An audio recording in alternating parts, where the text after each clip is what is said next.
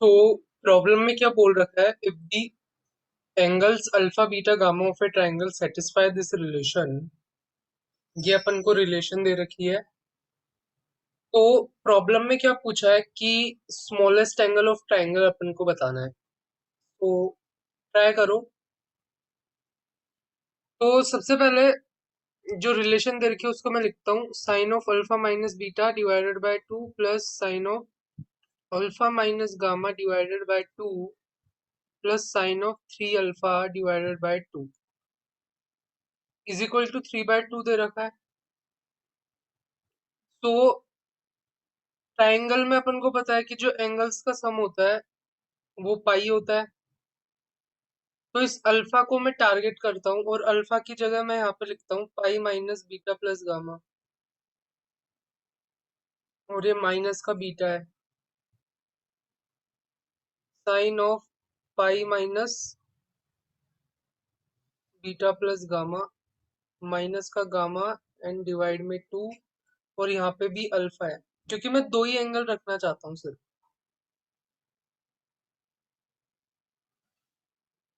Pi minus beta plus gamma and divided by 2 is equal to 3/2।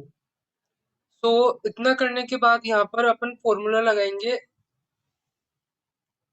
पहले तो इसको convert कर लेता है, तो ये कॉस में कन्वर्ट हो जाएगा क्योंकि पाई/2 आ रहा है। तो ये यहाँ पर cos of 2 beta plus gamma divided by 2 बन जाएगा। ये यहाँ पर cos of 2 gamma plus beta divided by 2 बन जाएगा। एंड ये यहाँ पर minus of cos of 3 beta plus gamma divided by 2 बन जाएगा। तो फॉर्मूला लगाते हैं यहाँ पर cos C plus cos D का। तो 2 cos C plus D by 2, तो वो करेंगे तो यहाँ पर ये आएगा। And cos of C minus D by 2, वो करेंगे तो यहाँ पर इतना आएगा। सो चेक करके देखना। एंड यहाँ पर अपने पास ये चीज आ रही है। तो यहाँ पे मैं cos 2 थीटा वाला फॉर्मूला लगाऊंगा क्योंकि 3/4 समथिंग आ रहा है ना 4 डिवाइड में, तो यहाँ पर cos 2 थीटा का फॉर्मूला लगाता है। तो 2 cos स्क्वायर थीटा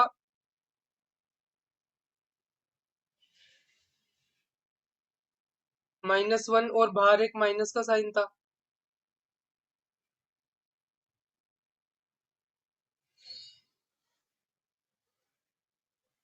तो इस तरीके से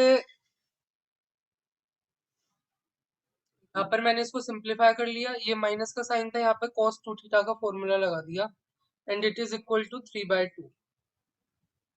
अब इसको मैं इस तरीके से लिख सकता हूँ, सिंपली यहाँ पे क्रॉस मल्टीप्लाई करूंगा और फिर थोड़ा सिंप्लीफाई करके मेरे पास ये इक्वेशन बन जाएगी।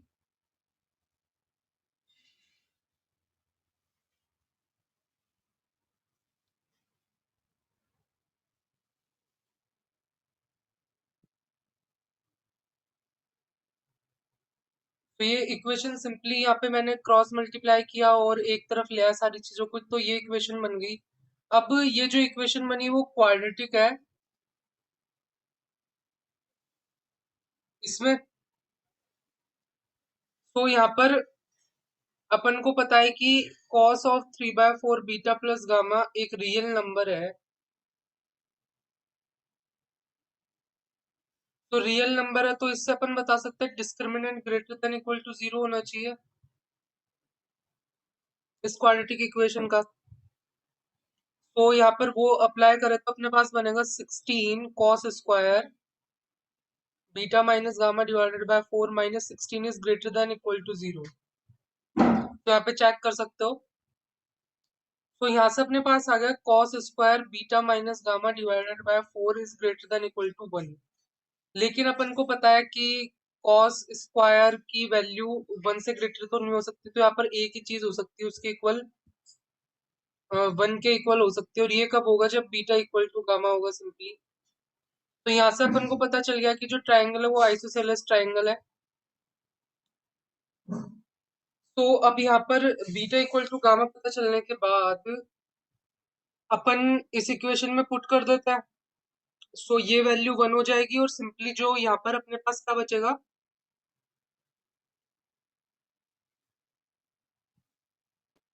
Equation 4 cos square 3/4 beta plus gamma minus 4 times cos 3/4 beta plus gamma plus 1 is equal to 0, जो कि कंप्लीट स्क्वायर है अगर तुम चेक करो तो।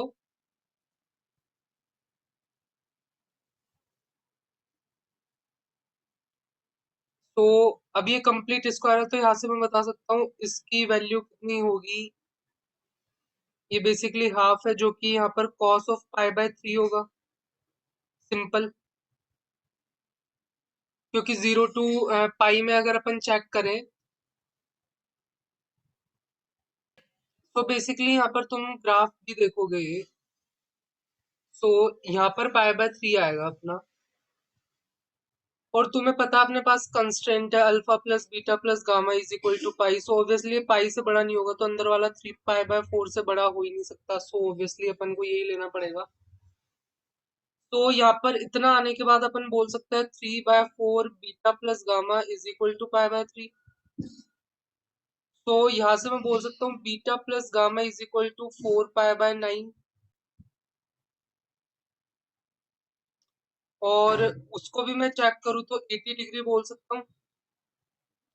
और अभी मैंने तुम्हें बताया था beta is equal to gamma, so अपने पास beta is equal to gamma is equal to 40 degree आ जाएगा, और यही अपन को निकालना था smallest angle. So B option अपना करेक्ट हो जाएगा। तो इस तरीके से अपन इसको सॉल्व कर सकते हैं। तो तुम्हें अच्छा लगा होगा, अच्छा लगा हो तो यार लाइक करो, शेयर करो, सब्सक्राइब करो, फिर मिलते हैं बाद में।